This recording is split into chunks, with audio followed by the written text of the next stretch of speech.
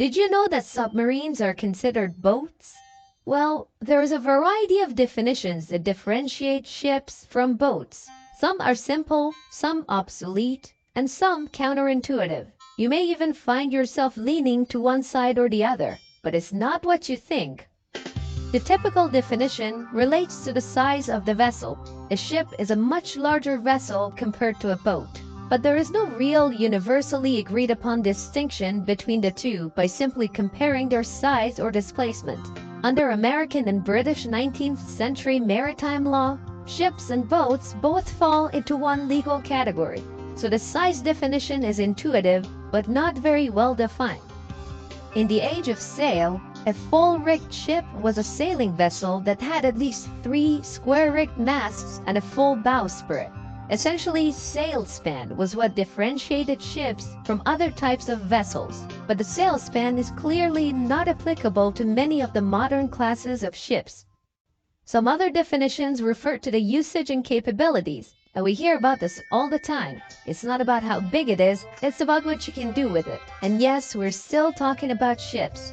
For example, based on Indian case law, vessels that can carry goods by sea are legally considered ships. But even sailboats can carry goods and travel the blue waters. Another common notion is that a ship can carry a boat, but not vice versa. But then, what do you call a vessel that carries a ship? For example, Blue Marlin, which is from a class of semi-submersible heavy-lift ships. Its job is to carry super large cargo like oil platforms and other ships. Blue Marlin has already transported large ships like USS Cole, HMS Adelaide, and a few others. Unfortunately, all these definitions are somewhat subjective and open to interpretation, but one has to wonder if there is any properties or attributes that differentiate ships from boats regardless of just their size, capabilities, what they're used for, how much they cost, and so on. Something intrinsic. Well, intrinsic might in fact be the answer to the question. Intrinsic comes from the Latin word intrinsicus, meaning inwardly or on the inside. And indeed, some vessels tend to behave inwardly when it comes to this one specific maneuver, the mighty turn. Let us demonstrate. Here is the first category of vessels. It's what most of us have experienced when riding on a motorboat or even a dinghy. As the vessel turns, it leans towards the inside of the turn circle. We also observe this when we're turning while riding a bicycle or motorbike.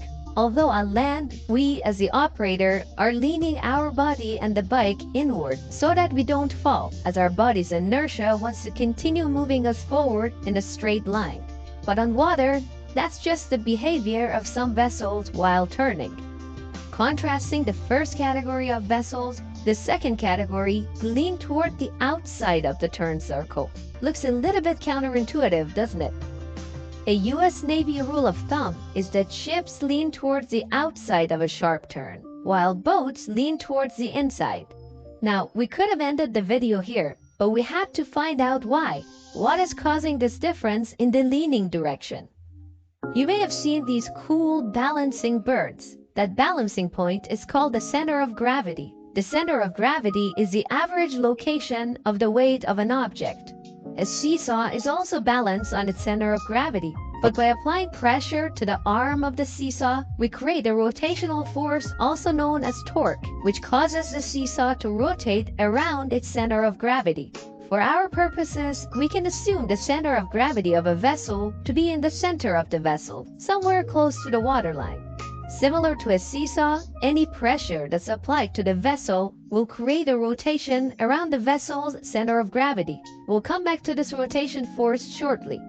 Now let's say we want to make a right turn. While the vessel is moving, pointing the rudder to the right creates resistance in the water, which pushes the stern of the vessel out and to the left, effectively pointing the bow of the vessel to the right. This is how a turn is initiated. But as the vessel keeps moving with its bow pointed to the right, it doesn't just do a perfect turn. It slides in the water, similar to how a car with poor traction slides when doing a turn. As the vessel is sliding and turning, the water that's in front of the vessel pushes against the left-hand side of the hull. So we have these two forces. one pushes the back of the vessel to the left, we'll call that the rudder force, and the other pushes the left-hand side of the hull to the right. We'll call that the hull force. Both of these forces are being applied by the water, which means the center of each force is below the waterline, lower than the center of gravity of the vessel.